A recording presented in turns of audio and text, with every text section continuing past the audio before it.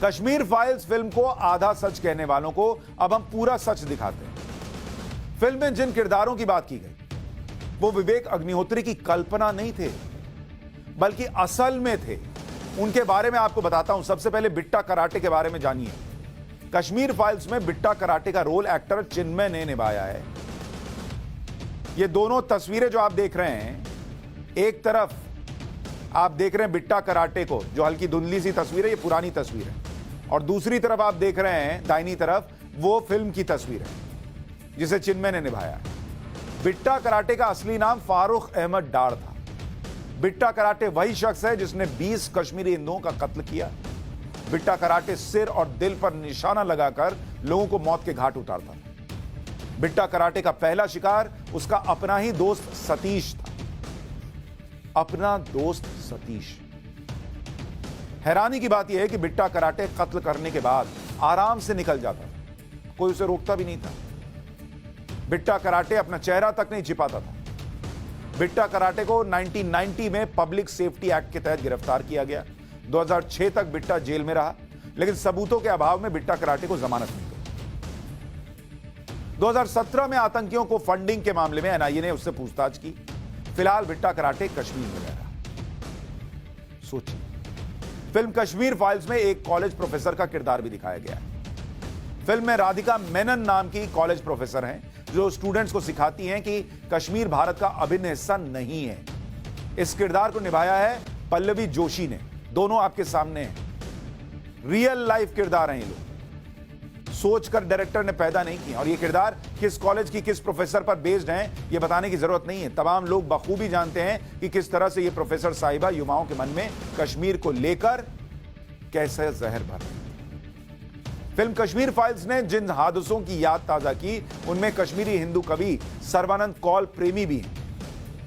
ये उनकी तस्वीर। सर्बानंद कौल प्रेमी कश्मीर के बहुत ही मशहूर कवि, लेखक और अनुवादक थे।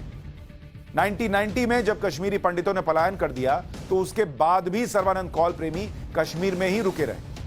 उनका मानना था कि वो प्यार की बातें करते हैं, समाज में उनकी इज्जत है, और उससे बड़ी बात कि उनके पड़ोसी मुस्लिम भी कहा करते थे कि आपका बाल भी बाका नहीं होने देंगे। यही उनसे गलती है। 29 अप्रैल 1990 के दिन सर्बानंद कौल प्रेमी के घर आतंकी आए। घर में लूटपाट की। लूट का सामान सूटकेस में रखकर सर्बानंद से सूटकेस उठाकर बाहर ले जाने के लिए कहा। सर्बानंद के बेटे वीरेंद्र कौल भी अपने पिता के साथ बाहर गए। 2 दिन बाद दोनों की लाश मिली। कहां थे वो पड़ोसी?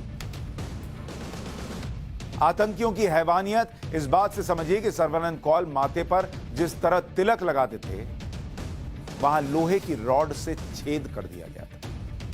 वहां की चमड़ी निकाल ली गई थी। कोई नहीं आया मदद करने, जिनके भरोसे वो रुक गए थे। फिल्म कश्मीर फाइल्स ने यासिन मलिक के काले कारनामे का चैप्टर भी खोला। यासिन मलिक पर एयरफोर्स के 4 जवानों की हत्या का आरोप। कश्मीर फाइल्स फिल्म में यह घटना भी दिखाई गई। 25 जनवरी 1990 को श्रीनगर के बाहरी इलाके रावलपोरा में आतंकियों ने एयरफोर्स के जवानों पर हमला कर दिया। इस घटना में 40 लोग घायल हुए, 4 जवान शहीद हुए। एयरफोर्स जवान एयरपोर्ट जाने के लिए बस का इंतजार कर रहे थे, तभी आतंकियों ने उन पर हमला किया था। यासिन मलिक पर एयरफोर्स के जवानों पर घातक हमले की साजिश का आरोप है। इस मामले में जम्मू की टाडा कोर्ट में यासिन मलिक समेत 6 आतंकियों के खिलाफ आरोप भी तय हो चुके हैं। ऐसे हत्यारे के साथ कांग्रेस सरकार के दौर में प्रधानमंत्री मनमोहन सिंह हाथ मिला रहे थे। प्रधानमंत्री आवाज बुलाकर मुलाकात कर रहे थे। 1990 में कश्मीरी पंडितों के पलायन के दौरान जो सबसे खौफनाक वारदात हुई थी, वो गिरिजा टिक्कू के साथ हुई थी।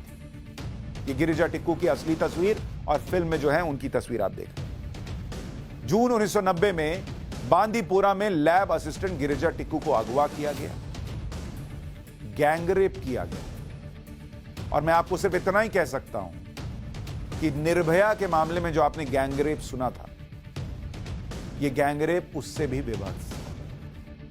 और उसके बाद आरे से काट दिया गया गिरिजा टिक्कू को। गिरिजा टिक्कू 11 जून 1990 को अपनी सैलरी लेने के लिए कॉलेज गई। 5 आतंकियों ने गिरिजा टिक्कू को किडनैप किया, गैंगरेप किया और उसके बाद जिंदा आरे से चीर दिया।